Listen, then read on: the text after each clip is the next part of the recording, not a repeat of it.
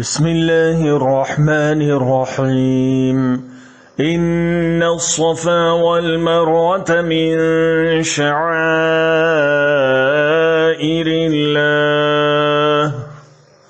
فمن حج البيت أو اعتمر فلا جناح عليه أن يطوف بهما ومن تطوع خيرا فإن الله شاكر عليم.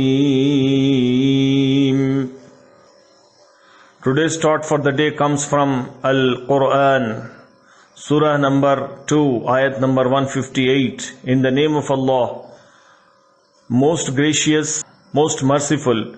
Indeed, the Safa and Marwa are symbols of Allah. So whoever performs Hajj or Umrah, there is no blame on him for walking between them. And whoever does good voluntarily, then indeed Allah is all appreciative, all knowing. Before embracing Islam, the people ran between Safa and Marwa as an act of devotion to their idols. With the idols still on top of the hills, the Muslims were not comfortable with this act. Allah subhanahu wa ta'ala in this ayah removes their doubts by saying that Safa and Marwa are the symbols of Allah. Whoever sees them or hears their name in reminded for pilgrimage, therefore the new Muslims should not worry about what happened in the past. If earlier they ran there for their idols, now Allah subhanahu wa ta'ala commands them to run in devotion to Him. Certain commands in Islam are obligatory, such as 5 daily prayers, the annual zakah, fasting in Ramadan, and so on. And whoever honors the obligations will be rewarded. But he who does more than what is obligatory should know that his acts will not go unnoticed. For example, if you are young and healthy, you should have no excuse for not offering the sunnah and voluntary prayers, for keeping the voluntary fasts, or do more charity and be good to all. Act of the day.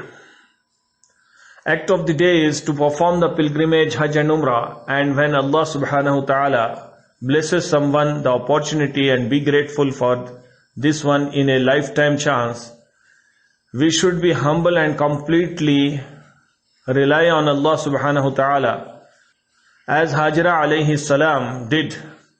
When being tested, recall who can help you, turn to Him. If by the permission of Allah subhanahu wa ta'ala we are able to do more than the bare minimum, then we shall not waste our deeds by advertising them. Let them be a secret between ourselves and Allah subhanahu wa ta'ala.